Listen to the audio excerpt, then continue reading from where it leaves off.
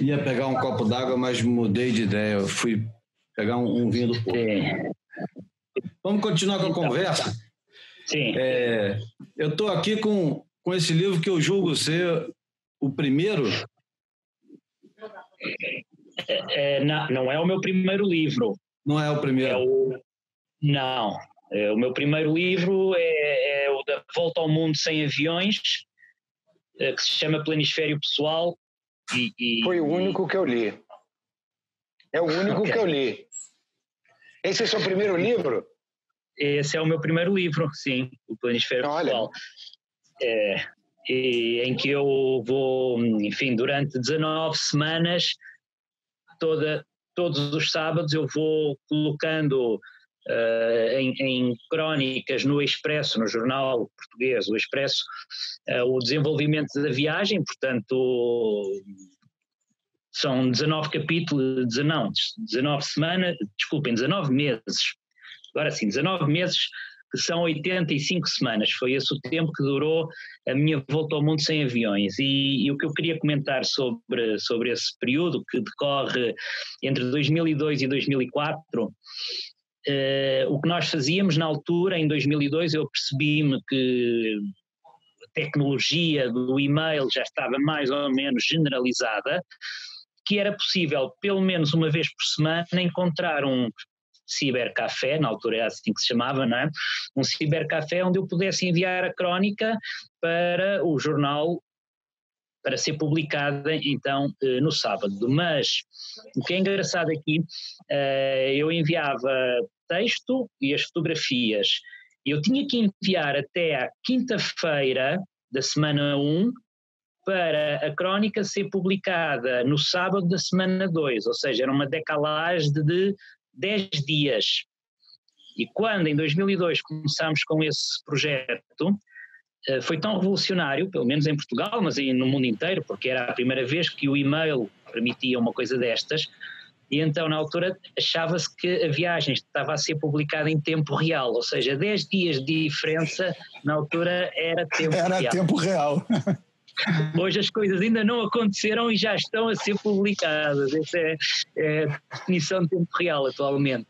Mas voltando então à questão da escrita do surf e da forma como a Surf Portugal em 96, eu começo em 1996 a publicar, e a grande revolução para mim foi ter a liberdade de publicar o que eu quisesse e de escrever da forma que eu quisesse. E é nesse aspecto que eu estarei para sempre agradecido ao João Valente e à Surf Portugal, porque deu-me uma voz, deu-me uma possibilidade de encontrar um estilo que depois, quando nesse jornal importantíssimo em Portugal, ainda hoje, que é o Expresso, quando eu comecei a publicar as minhas crónicas de viagem, eu aí já tinha todas as ferramentas, já tinha toda a técnica para publicar de acordo com a minha voz.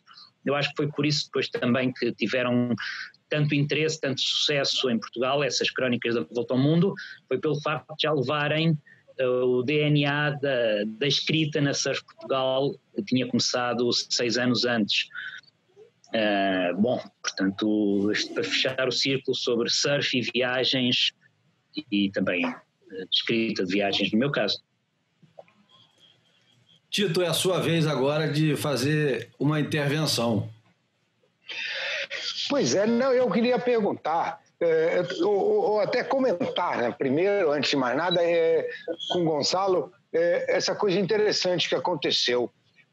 Hoje eu tenho condições econômicas razoavelmente boas e as pessoas sempre me dizem, né, sem conhecer o passado, mas viajar com dinheiro qualquer um viaja, né? Você tinha tudo montado. A verdade é que quando eu comecei a viajar, eu não tinha dinheiro, eu vinha de uma família de classe média, não tão média assim, porque morava na Praia do Leblon, que é um lugar mais exclusivo, mas eu tinha o desprezo total da família, que considerava o viajar e o pegar onda atividades marginais que conduziriam, evidentemente, ao fracasso, ao insucesso e à grande tristeza da família.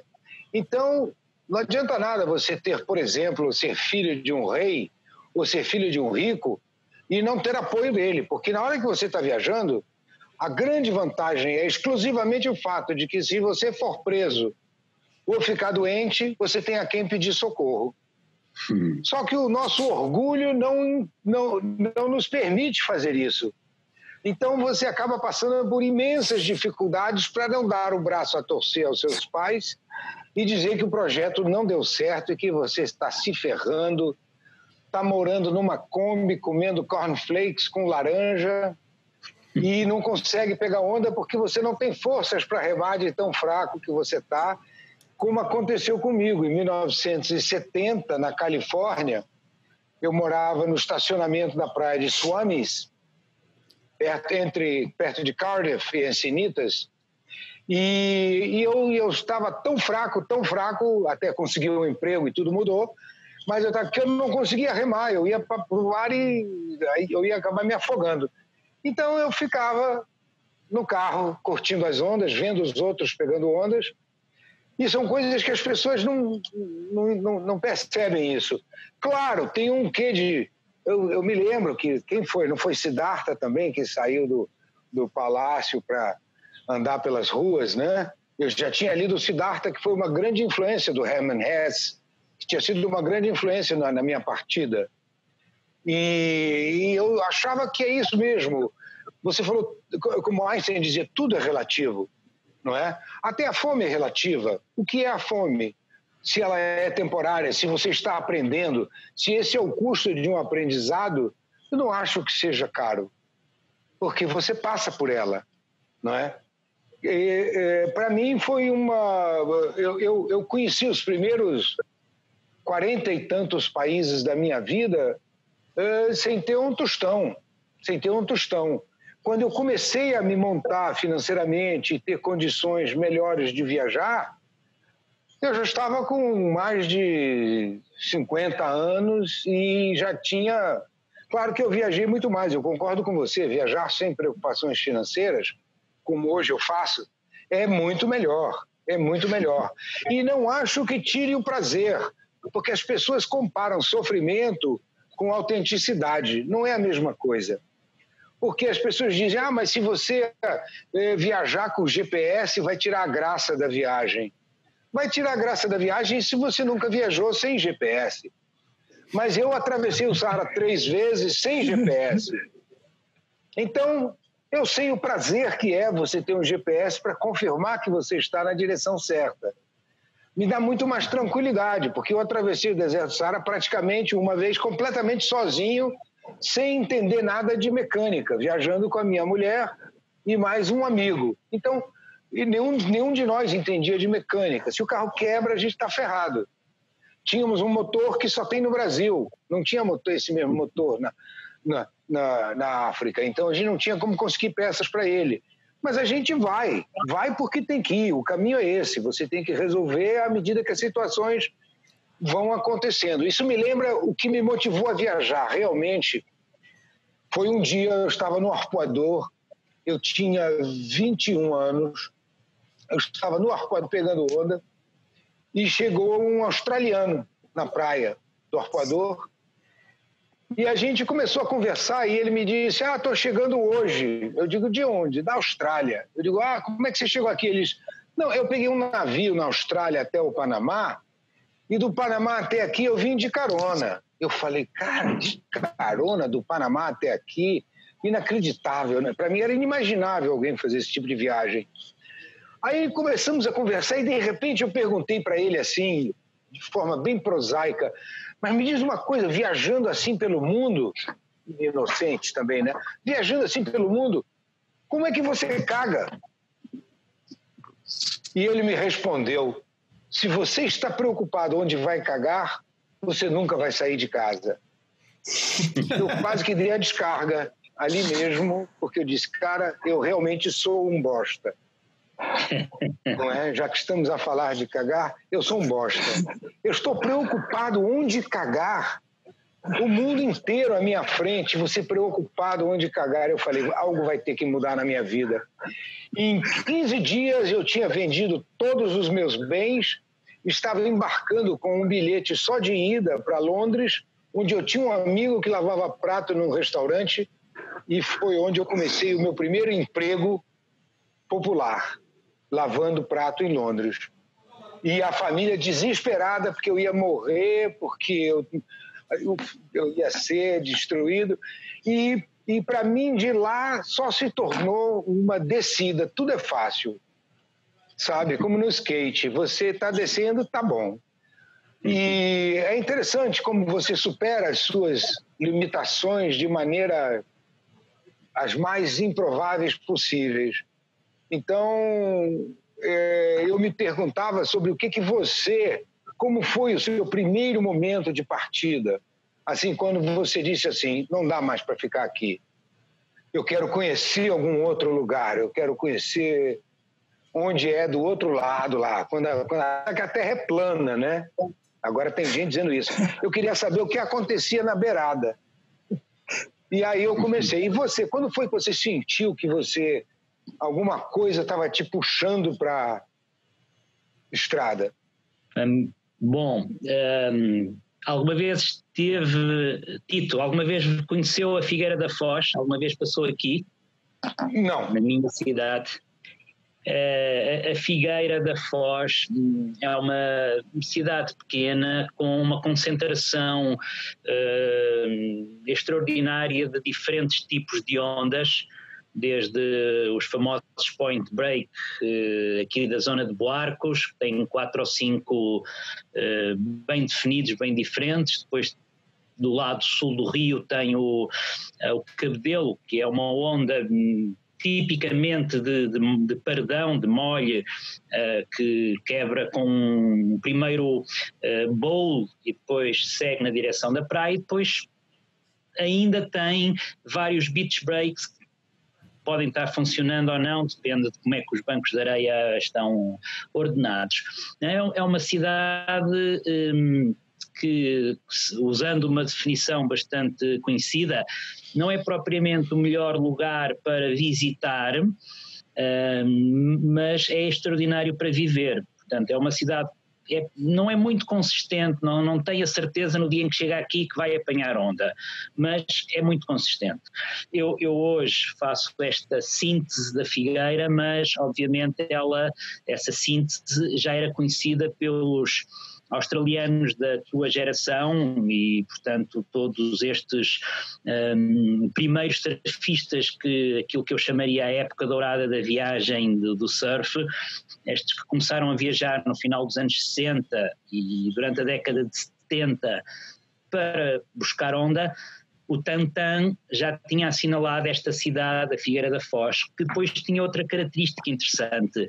Para o percurso dos australianos e dos californianos que, tal como tu, ficavam umas semanas em Londres a juntar dinheiro com estes empregos, na tua definição muito, muito acertada, empregos populares, e depois, quando começava a temporada, que era em meados de agosto, juntavam-se em 4 nas carrinhas Kombi, pão de forma, e a partir de Londres desciam para a França, Espanha.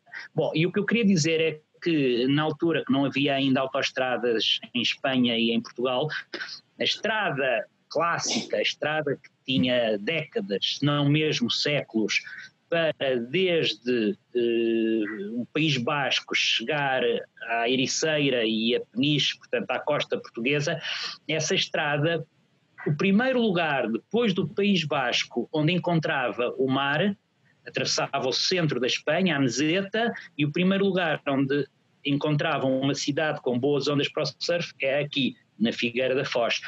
E então, nessa época de final dos anos 70, princípio dos anos 80, quando eu comecei a fazer surf, em setembro, outubro, novembro, estava sempre uma série de carrinhas com australianos, sul-africanos, com californianos, aqui estacionadas durante 3, 4 semanas à espera de ondas.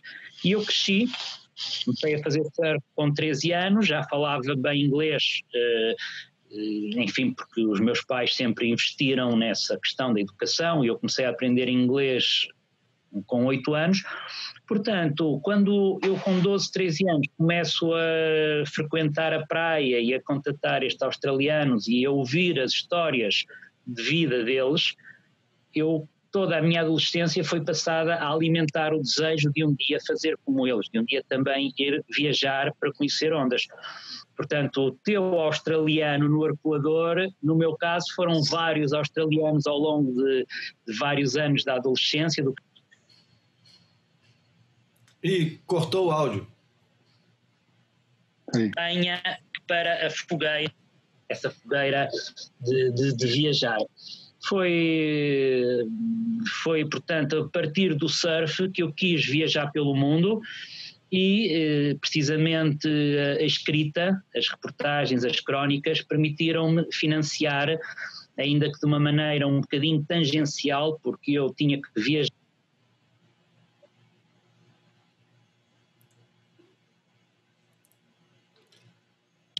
para cumprir objetivos, não objetivos no sentido obviamente laborais, mas de temáticas de escrita. Eu tinha que viajar e sempre que podia aproveitava e ia fazer surf. Por isso é que eu há bocado dizia que a única vez que consegui viajar só para fazer surf foi nessa viagem do ano sabático dos meus 40 anos. O resto foi sempre compromissos entre o trabalho que eu tinha que entregar e que me permitia vender reportagens, publicar crónicas, e a proximidade a lugares famosos para o surf que eu tangencialmente ia tocando.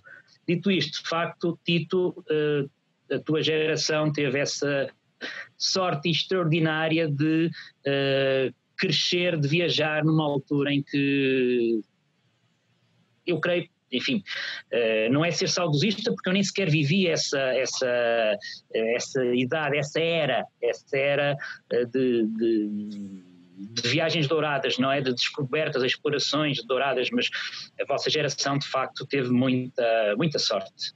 Muita sorte. Enfim, viveu no momento certo. Hoje é tudo mais fácil.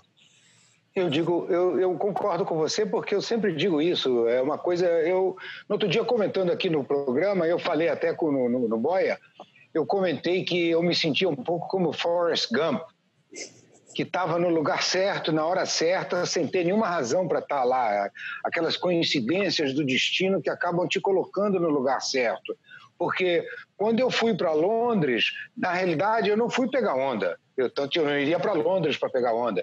Eu fui para mudar a minha vida. Eu não queria mais ser aquele cara que tinha problemas de cagar no mato. Ainda que eu tivesse acampado muito na vida. Porque pegando onda eu ia muito para Saquarema, ia muito para Búzios.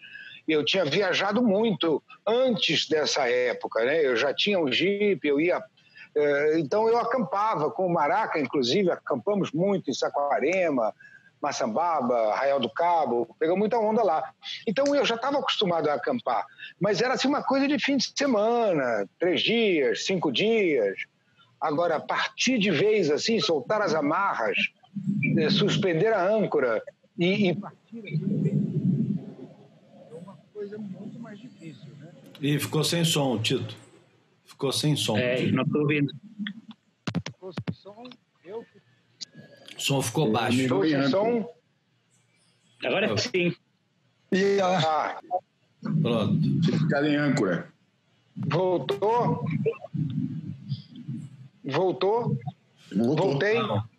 Voltou. Agora voltou. Mas sabe o que é? Acho que tem alguém tentando me ligar. Eu acho que é isso que está fazendo esse barulho. Vocês estão ouvindo o ruído? Não vai desistir. Não. Eu queria fazer... Fechou. Queria fazer outra intervenção, uma pergunta que eu sempre quis fazer publicamente. Talvez já tenha feito essa pergunta num encontro casual qualquer, mas uma coisa que me impressionou, e é uma história muito rápida, foi... Eu conhecia o Gonçalo das crônicas da Surf Portugal, mas fui conhecer pessoalmente graças ao João Valente ter me dito que o Gonçalo estaria no Havaí em 2001, na mesma época que eu estava lá filmando com o Cadu Zaran. E finalmente nos conhecemos, conheci o Gonçalo com os amigos dele da Figueira da Foz, amigos de infância, e fomos surfar junto, tomar cerveja, fazer as coisas que os surfistas fazem quando se encontram. Um belo dia de verdade, que tinha altas ondas, eu liguei pro Gonçalo e falei, vamos surfar? E o Gonçalo falou, não, eu preciso escrever. Eu falei, porra, Gonçalo, escreve depois. Ele falou, não, eu escrevo de manhã, nessa hora, pô, pega a onda, depois volta, toma uma cerveja e escreve. A vida para mim era aquilo. Quando dava vontade de escrever, eu vinha a tal da inspiração, eu escrevia. E o Gonçalo tinha uma disciplina que eu não era capaz de entender na época e que me chocou muito. Eu falei, porra, como assim? Qual é o propósito do cara estar no Havaí se ele não pode surfar quando tem altas ondas, porque ele precisa escrever? E muito mais tarde, porque a idade faz isso com a gente, ouça-nos, quem é jovem, a idade faz isso com a gente, ela traz essa reflexão que às vezes se transforma em bom senso ou não, né? A gente tem um presidente que não tem o menor bom senso e tem a idade. Mas normalmente vem o bom senso. E eu descobri e refleti muito, e é uma pergunta que eu agora vou fazer, o quanto que a disciplina é importante na vida de um vagabundo profissional. Para mim, a pergunta? Sim. Pode, depois o Tito ele pode responder também. A disciplina dele é diferente. Sim. Não há só fazendo um intervalo, não tem um livro de yoga, eu tenho lido até hoje, li alguns, em que ele não fala que a disciplina é o único caminho para a libertação. Qualquer um dos mestres de yoga fala isso, desde o Krishnamurti até todo mundo fala isso. O caminho para a libertação vem com a disciplina. Uma vez, vocês lembram-se que até há bem pouco tempo nas nossas vidas o acesso à informação musical era extremamente difícil e extremamente elitista. Nós ou tínhamos dinheiro para comprar discos ou tínhamos algum amigo que nos emprestava, não é? E eventualmente íamos gravando, mas quer dizer, então eu lembro-me que eu devorava as críticas musicais do Expresso, voltamos ao Expresso, há bocado já referi, interessava muito por música, e quando se fez uma reedição, porque obviamente isto não aconteceu em 1966, mas quando se fez uma reedição, talvez no final dos anos 80, do Blonde on Blonde, do Dylan,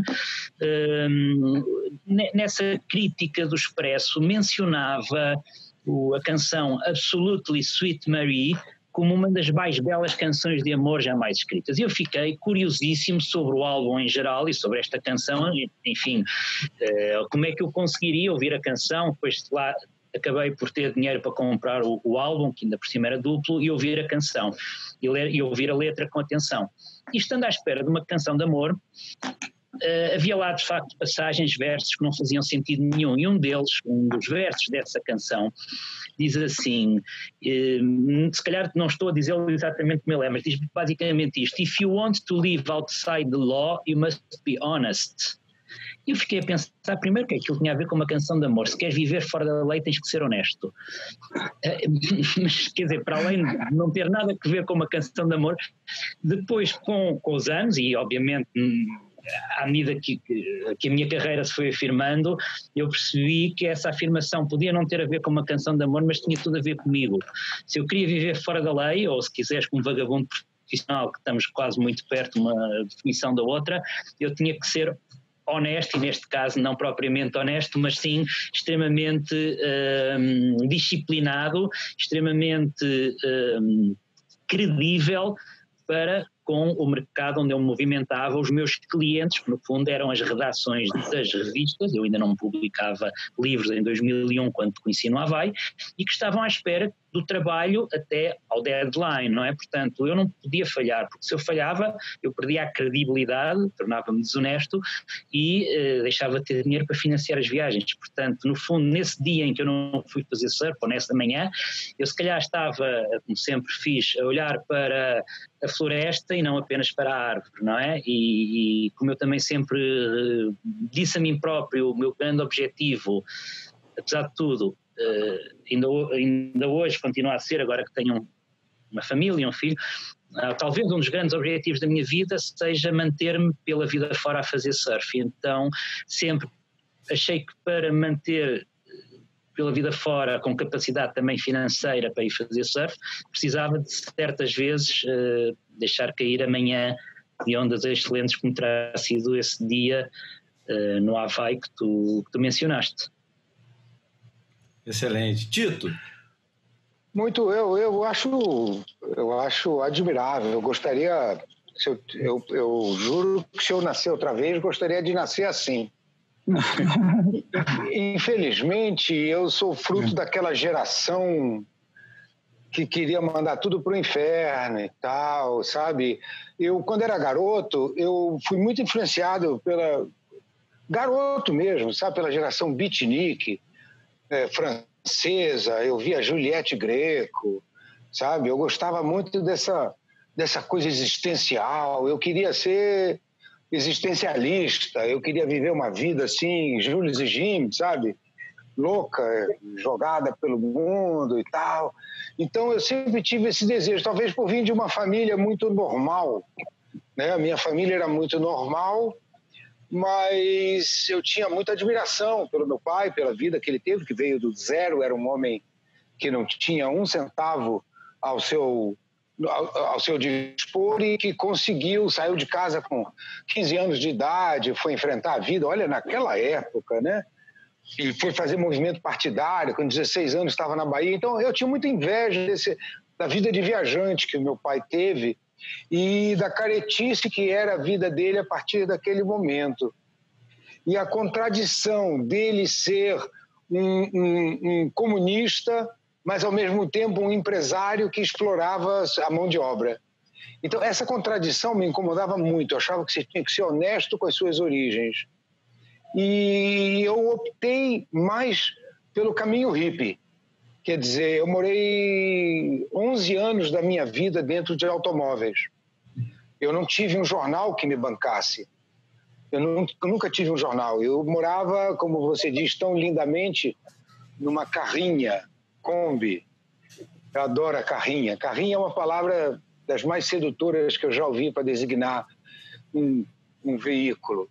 Uma carrinha Kombi, eu morei dentro de em vários lugares do mundo, e isso me garantia. Eu já achava o contrário. Eu achava que se você quer ser vagabundo, você tem que saber ser inteligente e não gastar dinheiro. Então eu utilizei talvez a minha ascendência judaica, que deve ter vindo pelo DNA, que era de controlar cautelosamente o meu dinheiro.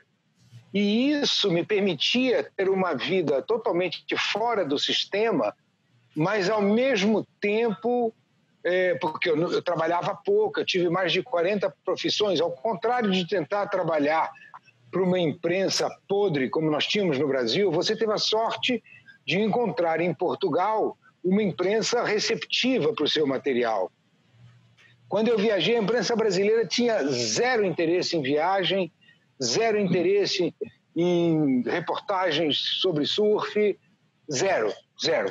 Então, eu não tive outra alternativa a não ser ir lavar prato, dirigir trator, trabalhar em fazenda, auxiliar de cozinha, trabalhar nas coisas mais variadas, e que algumas me trouxeram muito prazer, porque primeiro me permitiam sair do carro e alugar um apartamento, mas ao mesmo tempo, quando eu as perdia, eu tinha total leveza para voltar para a minha Kombi. E isso me dava, assim, uma onipotência de que o destino não ia me fazer ficar destituto, morar embaixo de uma ponte, pedir esmola, coisas que realmente nunca passaram na minha cabeça. Então, eu nunca tive orgulho de aceitei os empregos os mais estapafúrdios possíveis para poder sobreviver. Mas eu sempre tive grande prazer em fazer isso. De uma certa forma, era um prazer quase masoquista, de saber que eu podia conhecer a Europa dormindo dentro de um microveículo e cantando nas ruas, como quando eu viajei com os meus amigos argentinos. Então, eu até hoje tenho, tanto que você tem 16, 18 livros e eu tenho 2, para minha grande tristeza. Eu até tenho editores que me pedem para escrever um livro e eu não consigo sentar para escrever. Eu sou um adepto da preguiça máxima. E isso me impede de ser organizado. Nesse quesito livro, o Gonçalo, que também tira fotos durante as viagens, tem esse livro aqui que é um livro de fotografias e legendas, né? Não tem tanto texto como os outros 17 ou 18 livros que ele tem. E o Tito, ele tem fotografias de viagem que nunca foram publicadas adequadamente, já foram publicadas, mas nunca adequadamente com o cuidado que ele teria, contando todas as histórias que cada uma dessas fotos tem. E é mais uma vez uma provocação e um desafio para o Tito fazer isso, porque ele tem um livro... É o Brasil. Não, mas veja bem, é o Brasil. Sabe por quê? Fotografias de... Eu sei, mas o que acontece é o seguinte, é que eu acredito que quando o aluno estiver pronto, o mestre virá primeiro. Então, eu fico à espera de que a coisa aconteça.